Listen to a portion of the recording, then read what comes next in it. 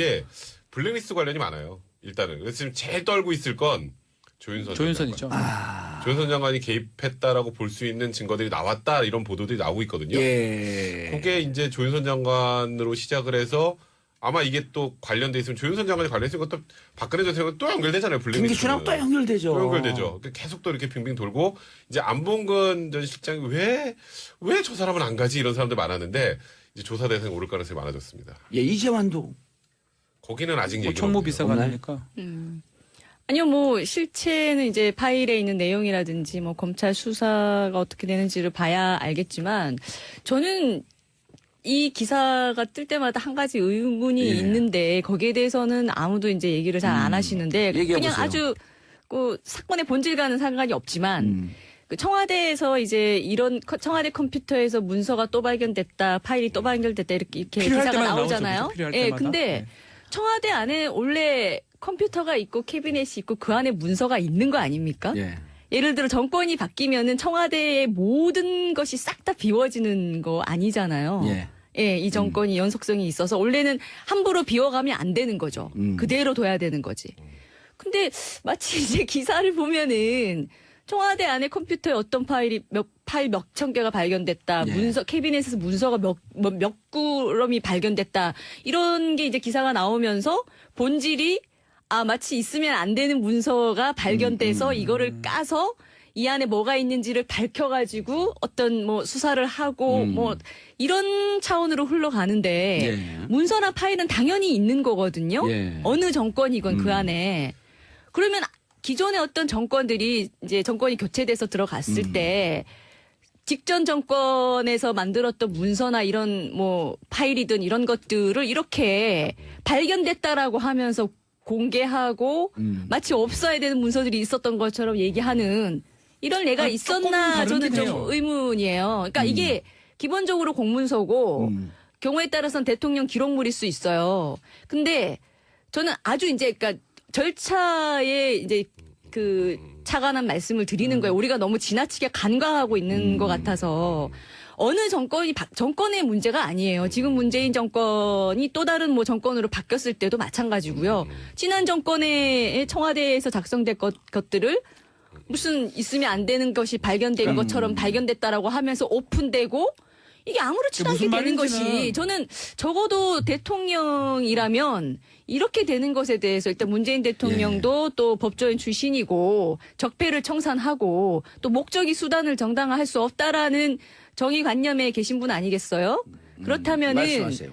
그 이런 이제 것들에 대해서 게, 이런 이제 법적인 문제에 대해서도 어느 정도 좀 입장을 정리를 하시든 표명을 하시든 하고 진행이 돼야 되는 부분이 아닌가. 그러니까 나오는 게 이게 정상적으로 정부가 교체가 됐다 그러면 이 말씀들이 맞죠. 아니 정상적으로 교체가 된 겁니다. 헌법에 따라서 된 거예요. 그런 의미의 정상적인 게 아니고 임기 만료를 다 채우고 정권 인수 작업 같은 것들이 정확하게 하가 됐다 그러면 이런 보도가 나오면 안 되겠죠. 근데 다 놔두고 가버렸어요, 진짜로. 다 놔두고 가버렸고 줬던 거는 A4 용지 100장인가 몇 장밖에 없었는데 그 이후에 나오기 때문에 이렇게 표현할 수밖에 없지 않았을까. 그러면 지금 강은재 변호사님 말씀하신 저는 무슨 내용인지 이해가 안 되는데 박지훈 알겠는데요. 변호사님 말씀이. 그러니까 이번 정권이 이제 딱 청와대 들어갔을 때 딸랑 A4 용지 몇 개 빼고 싹 다 치우고 전부 다 대통령 기록물로 다 국가 기록물로 넘기고 아무 자료가 없다라고 했었거든요. 그런데 이제 그걸 이제 그래서 그 당시에 이제 국정농단 사건을 지우기 위해서 다 폐기하고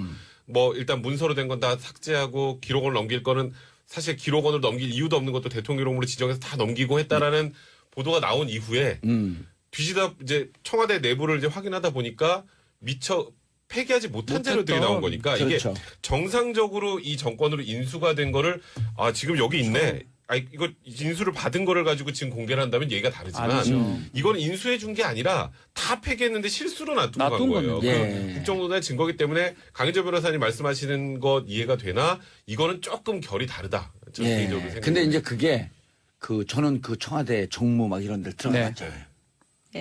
갔더니 처음에 진짜 깨끗했던 거예요. 근데 거기가 이렇게 막 우리 현대식 건물이 아니라 저어진 지가 40년이 넘은 건물이에요. 여민관이. 그게 한 70년대 저도 가봤습니다. 깜짝 놀랍니다. 그래갖고 가면은 그 살인의 추억의 경찰서 있잖아요. 그런 건물 같아요. 그냥 어디에 뭐가 있는지 모르고 지금 창고도 아직 다 점검을 못 했다는 맞아요. 거예요. 네. 창고에서 또 뭐가 나올지. 그러니까 처음에 갔는데 눈에 보이는데 깨끗하게 정리했는데 여기저기서 막 튀어나오는 거야. 그러니까 이제 그거는 정치적 의도가 있었던 거 아니냐 이제 이런 의혹을 갖는데 청와대에 있는 사람들한테 얘기를 하면 좀 억울해하죠. 그리고 큰데 이렇게 칸막이 쳐놓고 있다가 캐비넷에 저기 있는 게 저거 치워야지 움직이다 보니까 무거워갖고 보면 그 안에 뭐가 있고. 자, 제가 아까 자, 두 분 그런데, 말씀에도 예, 불구하고 청와대 딱 들어가 보니 문서가 아무것도 없더라라는 것도 지금 정권의 발표였어요. 그 치우신 분들이 말한 건 아니죠. 근데 어쨌건 간에 딱 처음 들어가 보니 아무것도 없는 것 같은데 나중에 찾아보니 여기저기 문서가 있더라. 근데 그 문서가 없는 줄 알았는데 있더라. 그런 이제 주관적인 기준에 따라 문서의 성격이 달라지는 게 아니라 문서 내용 얘기하시죠. 예, 청와대 안에 있어서 발견된 거는 무조건 지금 대통령이신 문재인 대통령 하에 있는 문서가 되는 겁니다. 예, 문서 내용 예. 얘기하시죠, 이제. 자, 이 부회장. 네. 예, 이 부회장 선고 뇌물죄와 박근혜 대통령 연관이 상당히 중요합니다. 예. 문서가. 쌍둥이 재판이에요. 쌍둥이 재판이고요. 이재용 부회장의 그 판결 선고 관련 그것도 다 이제 증거로 채택이 됐습니다. 그렇죠. 예. 박 전 대통령 재판에. 그리고 이게 마음대로 그냥 저기 이재용 부회장 재판 그 형사 27부였나요? 거기 마음대로 하는 게 아니라 김세현 부장 지금 박 전 대통령 22 부죠, 쪽하고 여기는. 김세윤 22부죠. 어느 22부. 정도 협의를 합니다. 이런 내용. 이 정도. 이거 이렇게 보면 돼요. 밥 먹잖아요. 법원 식당에서. 예. 3명씩 왔다가 밥 먹거든요.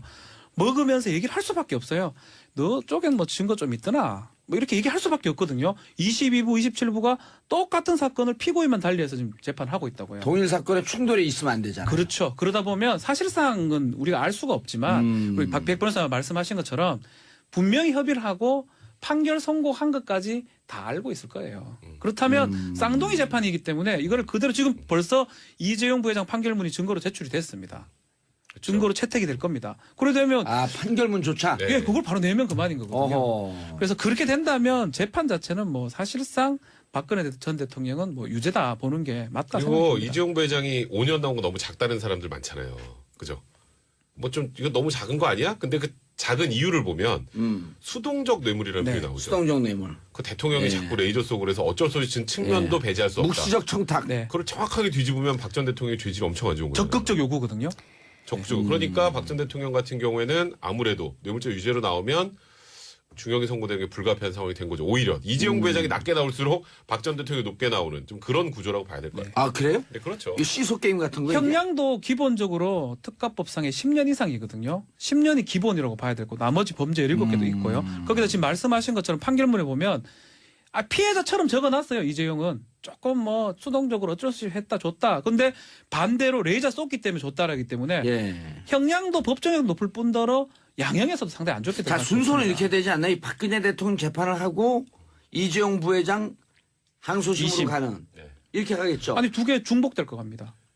항소심 시작. 아니, 어느 게 먼저 선 거예요? 항소심 시작이 먼저요. 항소 시작이 시작. 먼저. 이재용 항소심 시작이 먼저. 그다음 박근혜 대통령 결론이 10월 달에 중순. 나는 거. 날 거고 그다음에 이재용 재판은 또 항소심으로 가고. 그렇죠. 그렇죠. 서로 꽉꽉 묶여 있네. 그 똑같이 가요. 그래 똑같은 거예요. 아니, 그러니까 아까 박 변호사님께서 뭐 판사들이 같이 밥 먹으면서 네 재판은 어떠냐, 뭐가 나왔냐 이렇게 얘기한다는 거는 자칫 오해의 소지가 오해, 있을 수 오해죠. 있는데 예, 예. 실제 이제 재판부에서 이런 민감한 사안은 아마 그런 소통을 하지는 않을 것 같고요. 하지만 명백하게 판결문의 기록들이 다 있잖아요. 이미 예. 먼저 나온 이재용 판결문. 그것이 이제 당연히 참고로 제출될 것이고 다음 재판을 할 이제 재판부가 박근혜 대통령에서 이제 판결을 할 재판부가 당연히 참고할 겁니다. 참고할 거라서 뭐 뇌물죄의 유죄 부분이라든지 이런 것들이 그 무죄로 된다 할 가능성은 제가 보기에도 굉장히 없어요. 그리고 이번에 이재용 판결의 특징은 이재용 부회장에 대해서는 그 강력한 뇌물죄라고 보지 않고 어떻게 보면 뇌물죄와 강요죄의 피해자성을 가지고 경계선상에 있는 느낌의 이제 판결을 한 거예요. 그러다 보니 박근혜 대통령에게 좀 더 비난 가능성이 높을 수 있고 또 박근혜 대통령은 지금 뇌물뿐만 아니라 굉장히 많이 있죠. 그렇죠. 온갖 직권 남용, 죄목이 18개 그 법조항은 5개인가 6개인가. 직권 남용. 더 많이 있어가지고 아마 형량은 상당히 무겁게 나올 가능성이 없잖아 있다고 봅니다. 걱정되네. 20년 이상 될 저도 것 같아요. 15년에서 20년 사이 정도 생각해요. 구형은. 지금 구형은 더 세게. 구형은 구형은 더 25년, 세겠죠. 30년 정도 되겠죠. 이 정도 최순실 아니, 거기서 플러스 5년. 아니 뇌물을 받는 사람 있잖아요. 예. 뇌물을 받는 사람 1억이 넘으면 그 법구절 먼저 설명을 해줘요. 네. 정확하게. 그러니까 정리. 뇌물을 예. 받은 사람이 1억 원 이상이면 예. 1억 원 이상이면 10년 이상 또는 무기징역. 무기 이렇게 돼 있어요. 그러니까 최저가 10년이에요. 5천만 1억만 넘으면 원이면요. 5천만 원. 그게 5년인가요? 3년이 5년이에요. 5년이요. 5년이요. 5천만 원이면. 네. 그래서 3천만 원이 3년인가 그럴 거예요. 아. 근데 그러니까 일단 1억이 넘으면 10년 이상이잖아요. 근데 지금 요번에 이재용 부회장 재판에서 뇌물로 인정된 게 88억인가요? 그렇죠. 89억이요. 88억, 88억, 89억 그 정도 유로로 되면 계산한 거니까. 일단 금액도 워낙 많고 그다음에 그러니까 뇌물만 놓고 보는 거예요. 거기에다가 금액도 그렇지 비난 가능성 높죠. 요구했다면서요. 지금 어허. 일단 이 이재용 부회장의 판결문을 보면 예. 이재용 부회장이 약간 수동적으로 뇌물을 준 거라면서요. 그 270몇 페이지인데 다 봤어요? 네? 판결문 다 봤어요? 아, 판결문 다 읽어봤죠. 박준 변호사님요. 못 봤습니다. 저는 박근혜 대통령의 경우에도 15년까지는 안 갈 것 같습니다. 왜냐하면 기본적으로 법정형이 10년 이상이라고 하지만 우리가 장량 감경이라는 게 있거든요. 예. 이재용 같은 경우에도 감경해서 감경하면 일단 반으로 뚝 떨어져서 시작할 수가 있어요. 예. 그럼 박근혜 대통령에게 대해서 재판부 입장에서 참작할 만한 사유가 전혀 없냐. 그렇게 보지 않는 이유는 뭐냐면 박근혜 대통령이 늘 얘기했지만 내 개인의 사욕을 위해서 내 개인 통장에 돈은 10원도 받지 않았다는 말을 아마 계속했다는 거 예. 기억나실 겁니다. 그러니까 박근혜 대통령에게 만약에 참작 사유가 들어간다라고 하면 어쨌든 본인은 이것이 뭐 뇌물을 내가 받겠다라는 어떤 적극적 고의보다는 자신이 원하는 그 공익적 사업이나 뭐 최순실에게 이런 부분들에 대해서 기업이 이제 그 보탰으면 좋겠다라는 인식으로 이런 일을 했다라고 본다면 그 부분은 또 참작 장량 사유로 할 감경 수가 사유가 될수 있기 있겠다. 때문에 아유, 뭐 그러세요. 5년씩 저는 네, 떨어질 저도 수가 전혀 있고 아니에요. 저는 절대 아니라고. 아니, 재판에 임하는 태도가 엉망입니다. 재판을 하려면 증인으로도 가야 되고 아하. 그거 좀 전혀 안 하고 있거든요. 이재용 부회장 재판에 안 갔기 때문에 이재용 부회장도 손해를 본 거예요. 사실 어떻게 보면. 그러니까 이런 것들이 법원에서는 장량 강경을 해줄 가능성이 없다고 저는 생각이 들어요. 그러니까 일단 이재용 부회장은 장량 감경 한 적이 없어요. 이번에. 없어요. 지금 안 그냥 했어요. 5년 네, 네. 5년 이상이었으니까 5년 이번에 이상이 작년 강경하면 2년 6개월로 떨어지는데 그러니까 안 썼어. 그 카드를. 국외재산 도피 부분이 그러니까 50억이 안 5년이에요. 돼서 50억이 안 그냥 돼서. 최저 5년 그냥 그거를 5년만 묘하게 쪼갰어요. 72억을 딱 저는 그 반쪽이. 부분이 좀 이해가 안 돼요. 그 판결이 좀 이해가 안 되는데 하여튼 박근혜 전 대통령 같은 경우는 장량 감경 사유 없습니다. 제가 보기에는. 예. 왜냐하면 지금 말씀하셨던 것처럼 본인이 돈을 받지 않았다는 게 중요한 게 아니라 본인이 갖고 있는 엄청난 권력을 이용해서 예. 뭐 본인이 받은 것과 동일하게 최순실 정유라에게 지원하게 해준 거죠. 그건 단순 뇌물죄예요. 근데 그런 거에다가 나머지 블랙리스트 문제부터 그다음에 인사 개입한 문제부터 지금 18가지 혐의 언급하기도 했는데 그게 뭐 일부 무죄가 나올 부분도 있겠지만 예. 그게 다 인정이 된다면 이 부분에서 뭐 장량 간격으로 10년 이하로 떨어뜨릴 만한 사유는 만약에 또 재판에서 성실하게 임하면서 자백도 좀 하고 자백하고 이러면 그건 몰라도. 모르겠는데 지금 아무것도 안 하고 지금 나오지도 잘 난 않고 자백해도 실형으로 보내도만 나는. 그렇죠.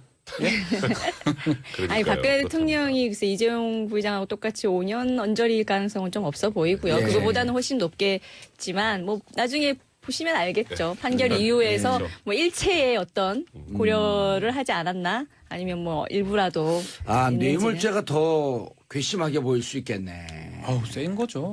뇌물죄가. 예, 뇌물죄가 기본이고요. 그러니까 뇌물죄가 이번에 쫙 보니까 아까 이제 변호사님, 강윤재 변호사님 말씀하셨듯이 강요와 뇌물의 어정쩡한 중간에다 싹 공을 던져놨단 말이에요. 네네. 그래서 네. 판결은 뇌물로 기울었고 네. 전체 형은 전반적으로 살짝 낮게. 강요 쪽으로 슬쩍 이렇게 틀어버렸고 아주 예, 기술적으로 한 건데 기술적으로 기술 많이 부렸어요. 제가 봐서 항소심에서 특검에서 많은 자료를 내가지고 200억도 저는 유죄가 될 가능성도 있지 않을까. 일부 무죄 받은 부분요. 그렇죠. 그 부분도 다시 봐야 될 것 같고 우리 경제적 공동체 얘기를 했었는데 결국 판결문 자세히 보면 공범이라는 거거든요. 공범이에요. 아니 그거 아니, 같이 이번에 했다는 공범한 거야, 게 그냥. 공범은 우리가 막 기가 막히게 계속 얘기했던 경제적 공동체 이런 얘기 없고요. 없이 공모. 둘 다 그냥 짜고 했다. 예. 그 이유는 정유라의 증언이에요. 정유라가 나와가지고 삼성 받았다 카더라. 예. 카더라지만 그게 수혜자가 얘기하기 때문에 전문 증거지만 효력을 많이 본 거고요. 예. 이거는 그대로 박 전 대통령 그 재판에 적용된다. 최순실도 적용된다. 그래서 저는 감히 좀 말씀드리면 2심에서 전략들을 다 교체를 해야 될 것 같아요. 예. 이재용도 마찬가지고요. 백성 변호사님 213억을 주기로 한 거예요. 네. 코스포스 재단에. 네, 네. 그 실질적으로 79억이 갔어요. 네. 그럼 130억 정도 되는 돈은 가지 않았으므로 네. 뇌물이 아니다 했는데 이게 대법원 판례 어긋나는 거 아니에요. 그러니까 대법원에서 그거는 뇌물을 주겠다라고 하는 약속만 이루어지면 재판부 이렇게 본 거거든요. 그렇죠. 문자 하나 갖고 약속을 했는데 뭐 정권 내에서는 줘야지 하면서 줄 의사가 확정되지 않았다? 그러니까 뇌물, 계약성 있는데? 수수, 요구, 예. 약속 이게 다 뇌물죄단 말이에요. 뇌물죄죠. 계약서가 있는데. 그러니까 이 부분 빠진 거는 지금 아까 박지원 변호사 말씀대로 항소심에서 추가될 가능성은 있고. 김태현님이 또 몰라보셔가지고 계속 가세요. 말하고 있는데 말고. 자꾸 어선하게. 네. 그런데 지금 이제 미르재단, 케이스포재단 부분은 항소심에서도 좀 쉽지 않을 것 같다라는 게 좀 일반적인 중론이고. 예. 이제 항소심에서 제일 중요한 건 이거예요. 그러니까 조금 전에 말씀하셨던 것처럼 최순실과 정유라가 받았지 박근혜 전 대통령이 받지 않았는데 거기 단순 뇌물죄를 인정을 했잖아요. 공모 관계를 인정해서. 공범. 근데 제가 알기로 가족을 제외하고 그렇게 제3자 간의 공모로 뇌물죄를 인정한 거는 제가 알기로 처음이에요. 처음 같아요. 그래서 하나 만들면 되는 거죠. 그러니까 이제 이번에 판례가 만들어진 된 거죠. 건데 항소심에서 이 부분을 이제 집중적으로 삼성증 변호인단이 다툴 가능성이 많습니다. 자꾸 보이네요, 이게. 예, 알겠습니다. 자, 김태현 변호사님 문자 왔어요. 레알 김태현입니다. 열이 펄펄 끓는데도 정치쇼 듣고 있어요. 저를 의미하는 박모 변호사 항소심 끝나고 봅시다. 아니, 김태현 아직 변호사님. 무죄라는 소리네, 아직 무죄라는 소리. 아니, 1심에서 무죄라 그랬어요, 자기가. 2심까지 얘기 안 했어요. 그렇죠. 1심 무죄 틀렸으면 인정을 해야지. 아니, 이런 식으로 재판을 받으면 이거 감옥 가는 거예요, 김태현 변호사. 감옥은 아니지만. 아니지 열이 펄펄 끓는다는데 감옥까지 보내려고. 이거는 열이 펄펄 끓는 건 객관적 열받아서 상황은 그러시는 아니 그게 아니라 객관적 상황은 나는 아파야 한다 지금. 아프지 않으면 나는 이게 인생 X된다. 그러니까 아파지는 거예요 이게. 동정에 없던 호소하기 병도 생기는 거죠. 위해서. 없던 병도 생기는 예, 거. 없던 병도 생기는 거예요. 그런데 저는 김태현 변호사님의 판단에도 좀 예. 동조가 되는 것이 1심 판결 이유를 보면은요. 우리 흔히 변호사들끼리 1심 판결문을 보면 이것이 2심에서 깨어질 가능성이 어느 정도 있느냐 없느냐가 좀 보이거든요. 예를 들어 1심 판결문에서 1심 판결에서 유죄 명백하게 부분. 증거가 확실하고 달리 재판부가 다른 판단을 할 여지가 없는 판결문이라고 하면은 2심에서도 깨질 가능성이 예. 별로 없어요. 새로운 증거가 나오지 않는 한. 근데 지금의 1심 판결문, 이재용 부회장에 대한 1심 판결문은 증거 부분이라기보다는 이 재판부의 판단이 많이 들어가 있어요. 묵시적 청탁, 뭐 수동적 뇌물 이런 표현들이 다 같이 판단을 했다는 거거든요. 예. 그러면 이 판단이라는 거는 어느 재판부가 또는 어떤 시각에서 바라보느냐에 따라 달라질 수 있다는 겁니다. 흔히 이제 변호사들이 얘기하기에 항소심에서 바뀔 수 있는 여지가 많이 남겨진 판결 이렇게 얘기를 하거든요. 알겠습니다. 네. 박지원입니다. 박지원 변호사님 그런데 네. 자 판결문을 두 차례 세 차례 꼼꼼히 분석해본 변호사들의 얘기를 종합해보면 유죄는 정치하게 썼으나 네. 무죄 부분은 허술해서 오히려 무죄 부분이 저는 깨질 그래서 가능성이 높다? 특검한테 과제를 예. 던졌는 것 같아요. 사건 특검이 봤을 때는 조금만 보강하면 박영수 특검이 그 얘기했죠. 가재 잡아와라 그러게. 아니 과제요. 그래서 제 절반의 승리 절반의 실패인 판결인데 특검이 봤을 때는 성공할 가능성도 있다. 오히려 그 무죄 부분을 보강한다면 다 유죄 받을 가능성도 있다. 아마 그 자신감이 있었기 때문에 박영수 특검은 다 유죄 받도록 하겠다. 그 얘기를 한 거로서 생각합니다. 알겠습니다. 9024님 대통령이든 재벌이든 저희가 바로 선 판결 나라의 미래를 위해서 정말 중요할 것 같아요. 이번 판결 역사가 기억할 겁니다. 안 본 건 간단하게 한마디 어떻게 될 것 같습니까? 지금까지 아직 딱 떨어지게 안 본 건 제 부속 실장이 뭐 연루가 된 게 아직 나오진 않았는데 예. 워낙 말이 많고 지금 요번에 나온 파일이 제2부속실에 나왔다는 걸 좀 주목을 해본다면 예. 우리가 파일 내용 다 모르잖아요. 예. 분석하면 안봉근 실장도 곧 검찰청 앞에 포토를 했을 가능성이 많습니다. 들어갑니다. 알겠습니다.